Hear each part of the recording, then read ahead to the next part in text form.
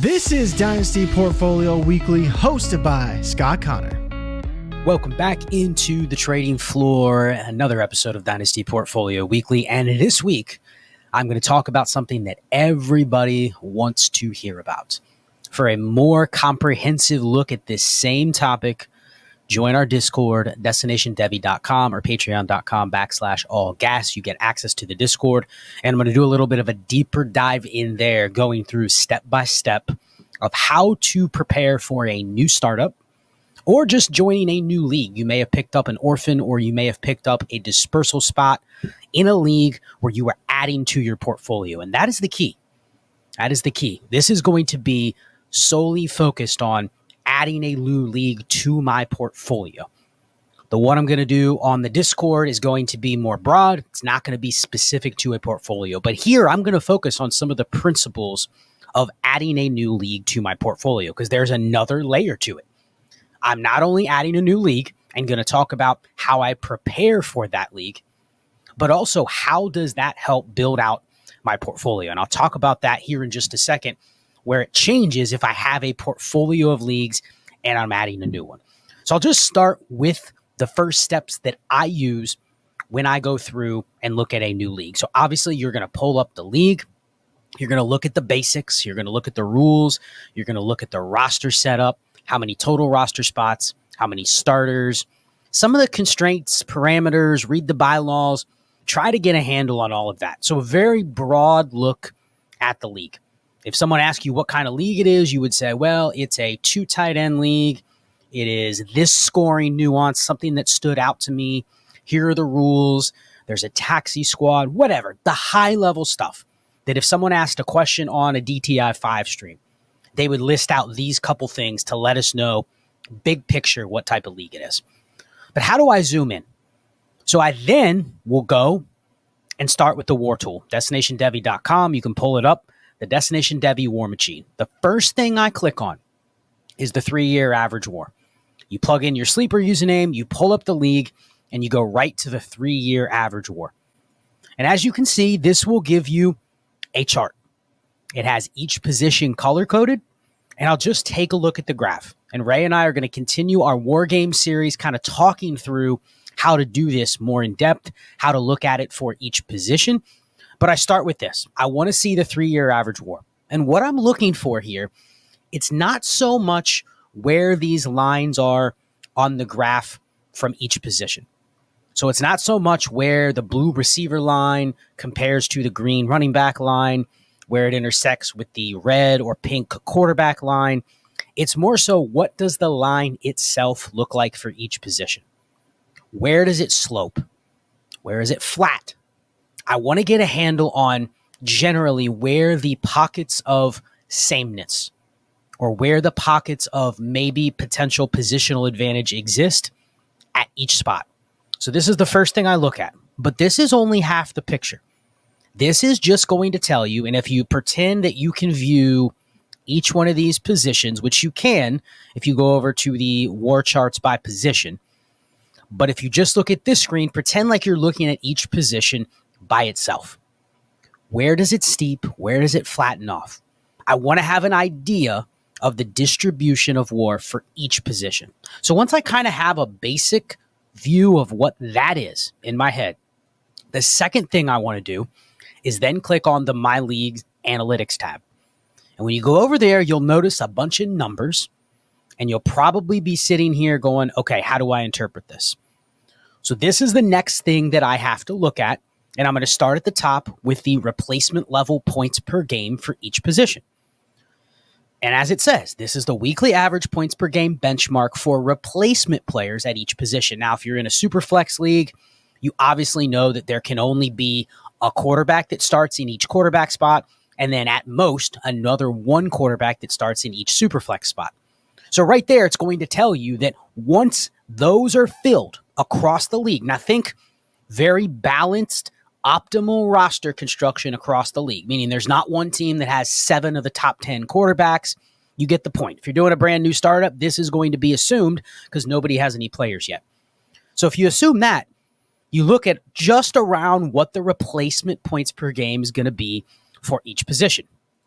And in this example, the roster construction series, and you can pull this up if you put in my sleeper name, Charles Chill FFB, pull up roster construction series. You can literally watch that or look at this via the War Tool while you're listening to this episode. You will see that the replacement level points per game for quarterbacks is slightly higher than the other three positions, but it's pretty balanced.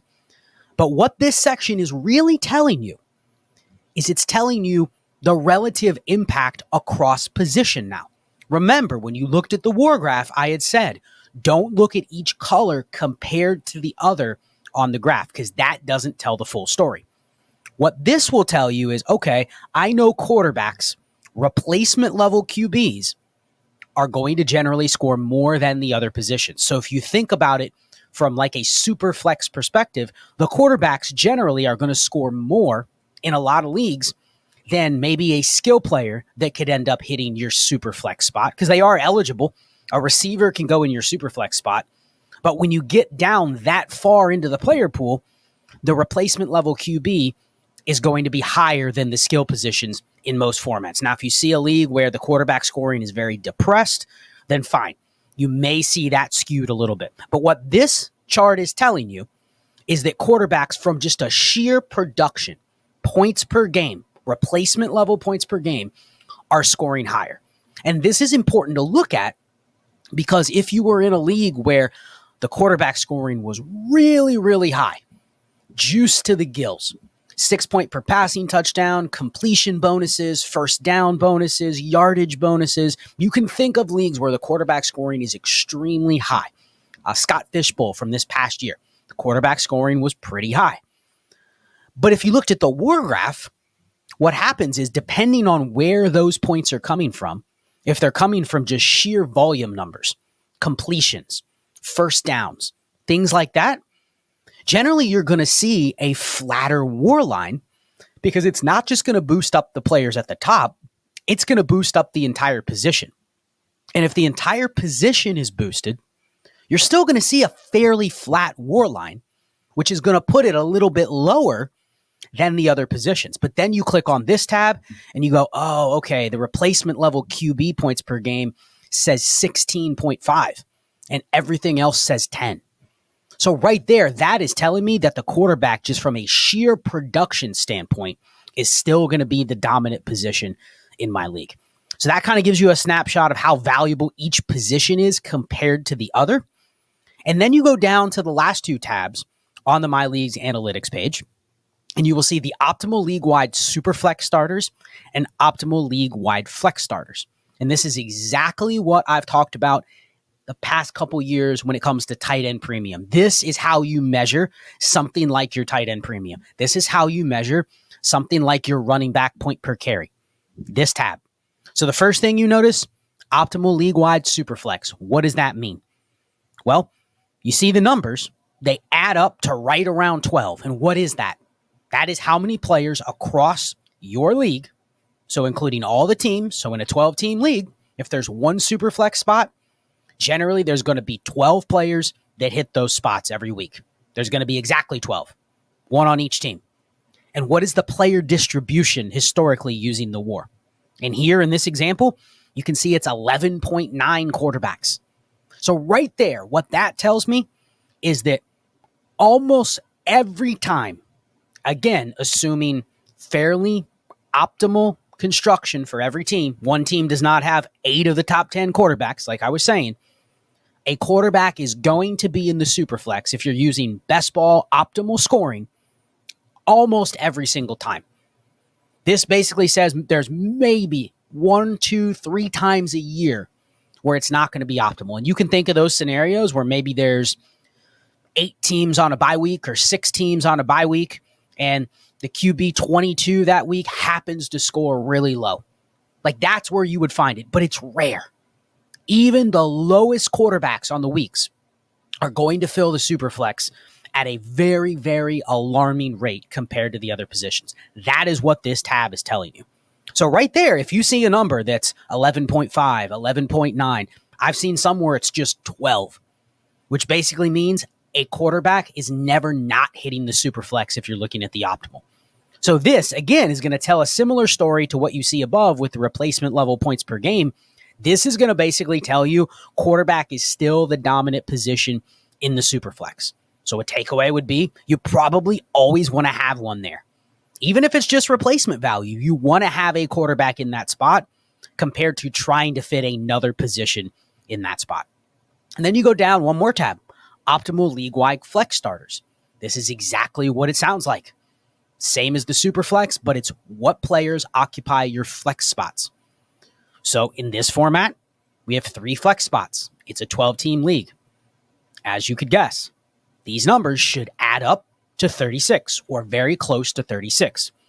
And what this is telling you, and this is where you really can kind of get a handle on those skill players, is this will tell you from a optimal standpoint, again, what types of players are hitting the flexes at what rate. So as you see, optimal starting running backs in the flex, 9. That's out of 36. So a takeaway would be about 25% of the time is it optimal to have a running back in the flex. So how do you gauge running back scoring if you see that? Because everybody has to start 2. So right there, you're talking about 24 running backs that are occupying starting spots. And then when you look at the 3 flexes, you're looking at about a 25% rate, 9 out of 36. Wide receivers, 14.7. That's actually lower. And the reason is because the tight end premium's boosted a little bit here in 1.75. So 14.7 out of 36. You can do the math on what the percentage is. What is that? 36%, something like that, where you're seeing the wide receivers in the flex spots. And then the tight ends, 12.3. So you're just over 33% of the time you're seeing tight ends hit the flex. And when I see numbers like that, that's fairly balanced, right? If you're looking at 25% running backs, you're looking at just over 36% for the wide receivers, and then you're looking at 33% of the time just over for the tight ends. So it's fairly balanced. So this is a way to really look at any imbalances at the non-quarterback positions. If you go into a league where it is just PPR scoring, start 1 tight end, which this roster construction series is, you'll see that tight end number very low. Very, very low. To the point where you're almost never seeing a tight end hit the flex just because they're not scoring enough. Once you've put in the top 12 or put the top 12 tight ends in the 12 starting tight end spots across the league, the next one up is never higher than the flex players that are available at running back and wide receiver. So this is what I use to measure the value of the premiums. So play around with these. This is one you can look up, but play around in some leagues where it's shallower. Play around in some leagues where it's really deep. 5 flexes, 6 flexes, and see what that looks like from a distribution standpoint. That will give you kind of a roadmap to where if you say, all right, I don't know exactly what to pick, but I'm not drafting per se for value in my startup. I'm just looking for what could be the dominant position that could go in my flex. Say you're in a point per carry league or a tight end premium league. How aggressively do I want to go beyond the starters at those positions? And that can give you a little bit of a better idea from a roster construction standpoint. But more importantly, other people in your league will inherently realize stuff like this. And maybe they're not using this tool, but they're probably using something to go, ooh, the running back scoring here is juiced. Maybe I should value running backs a little bit more. Maybe they're more viable in the flexes. So definitely I use these tabs to get a handle on what my league is going to look like from a distribution standpoint, from a roster construction standpoint. Now, this doesn't stray away necessarily from the roster construction series that I've done because I'm literally going through that format. But what this will do, and now we'll shift over to the portfolio aspect of this, what this will do is if I add a league where maybe the tight end premium is 2.0 and that flex number is pretty high. Let's say that is a close to 50% flex number at tight end. What does that tell me? Well, I don't think it necessarily changes the market value unless everybody else understands that flex value, unless everybody else treats the tight ends that way. And that's one of the reasons that I did 1.75 for the roster construction series is because that seems to be the format where the rest of the league starts going, okay, I need to value the tight end a little bit more. And those flex numbers back that up. You know, 33.5% of the time, you're seeing a tight end in the flex when you have a start 11. Now, how do I use this from a portfolio perspective? For me, I play in leagues that are all over the map. I play in some leagues that have 15 starters. I play in some leagues that have 10 starters. I play in leagues with 0.33, 0.5 point per carry. I play in leagues with 2.25 tight end premium. Some of those are start 2. Some of those are start 3 running backs. Some of those are start all flexes. There's a wide variety. And that is one of the ways that I diversify. I'll do a future show talking about maybe some of the rostership percentages that I kind of want to stay at, depending on where the assets are. But it's not an exact science. I would be lying if I sat here and said that I have the golden rules for rostership at certain positions. If I said my rule of not wanting to go over 25% of an elite asset, so we're talking a top 20, top 30 asset in Dynasty, that's just a rule that I kind of have in my head that I've lived by. There's no real science behind it. Ooh, I can't go over 25% on Jalen Hurts. Why? And maybe the reasoning would be, I want the value Jalen Hurts, but as soon as I get up to that rostership percentage, I'm looking to shift that value to something else that's in the same tier. It's probably just a general de-risking myself strategy of one player that I would roster that high. But the way that I use different formats with a portfolio is to say, okay, I want to have maybe 10% of this tight end. But where do I have that tight end?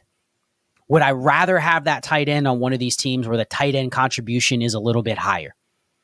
Do I want to have that tight end on a roster where the tight ends don't matter that much, but maybe this one is a bigger difference maker from a WAR perspective?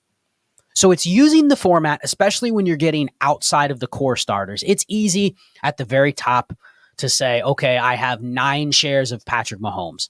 Maybe in this startup, I'm not going to target him. Or if I'm in a position to get him, I'll trade down a spot. That's how I would play it at the top. But that's pretty easy. People generally know that. If they're picking in the first couple rounds where they think they're going to be able to kind of control what they get, it's much easier to say, yeah, I'm a little overweight on that elite asset. I'm going to trade out, or I'm going to shift myself up or down so that I get a different player. But how do you play it when you get a little bit deeper into the flex spots? And that's where I really want to start aligning the extra rostership that I'm carrying, because I'm willing to also abandon that 25% a little bit. I'm willing to go 50% or more on players that have like third round value or less. We get closer to rookie draft time, I'll kind of talk through my later round draft theory and what I want to do with those picks. And I get the question sometimes, is it better if you're in a portfolio of leagues to draft a bunch of shares of 1 or 2 players? Like I have 25 leagues. Should I draft this running back in the 4th round in 15 of them? Or with all my 3rd and 4th round picks, shy of not making them and trading them for future picks, am I better off taking a bunch of different players? 1 or 2 shares of 10 players in that tier instead of 15 shares of 1 player in that tier. And there's a theory behind both methodologies depending on what your goal is. For purposes of this, when I get into the flex ranges, what I really want to try to do is align some of the extra shares of veteran running backs that I get in the formats where it makes sense. That's where I want to diversify. It's easier said than done, because I gave the tight end example where there are certain formats where tight end, you would say, does not matter. What you really mean there is tight end doesn't matter after a very high bar, after a very high threshold. There's no tight end premium. I'm not drafting a second top 10 tight end so I can put him in the flex like I might have if it's 1.75 or 2 PPR. But the idea meaning I want to align the assets in the right format. And you can think outside the box on that, and I'll leave the episode thinking about this topic. What does that mean to you? What does that truly mean to you? Because I don't think a lot of portfolio players think about this. They just think about how many total shares do I have? But you go a step further and you start looking through your portfolio, and you can use tons of different sites. I still track mine for now on a spreadsheet. But I'll look at a player and I go, okay, where do I have those 4 shares of that player? are they aligned with the format? And that's how I diversify, at least if I'm starting a new league with my portfolio. I try to identify some of the things that league analytics will tell me and go, okay, if I'm going to draft another share of this random running back or this random tight end or this backup QB, does it align with the format and the scoring that I'm trying to go for with this new league? And I think there's some extrinsic value in this concept that we don't see, that you can't measure. It's like everybody could have this same portfolio, but then you look at, okay, are a lot of the players I have within the portfolio aligned with the formats? Am I not carrying that third good tight end in a league where the third tight end doesn't matter that much? I'll give a quick example and then I'll end it. A guy like Evan Ingram, really good tight end, top 5 tight end last year, probably somewhere between tight end 6 and tight end 12 in Dynasty, but probably not optimal to have one of your 3 shares of Evan Ingram in a start 1 PPR league where I already also have Trey McBride. So it counts that I have a share of Evan Ingram, but I would look at it and I would say it may not be aligned with the best spot to have it. And sometimes once you're in that spot, it's really hard to get out of it. So then a way to pivot would be, okay, I can't get anything for Evan Ingram because, of course, the league doesn't value him there. But you know who they do value? Trey McBride. Maybe I can move him for something different and I just slot Ingram into a spot now where he's my starter in that mundane tight end league. And now it's more aligned because I know I have him in that league already. I can't move him, but now he's more important to my roster construction. So that's how you think about a new league, adding to a portfolio and aligning the assets appropriately. Hopefully this helped everybody. Again, there's going to be a deeper dive that I do in the Discord, kind of a lesson on going through a new league. We'll use some examples and I'll walk through my exact process. There's some other tools that I'll use that are not on the website that I've created over the years. And maybe it's more of just glance at them to make sure that what I'm seeing is reaffirming when I use some of these other things, but we'll talk about that. So join the Discord, destinationdevy.com. The Destination Chill tier gets you access to everything, including the Heisman voice chat, Ray's film sessions that he does once a week where he's literally sitting down with everybody in the Discord, going through film, answering questions, the bonus podcasts that go on the Patreon feed, the AMAs inside the Discord that we do, and then early access to a lot of content that we're putting out here on YouTube. So get access to that, destinationdevy.com, patreon.com/allgas, and we'll go ahead and sign off from the trading floor.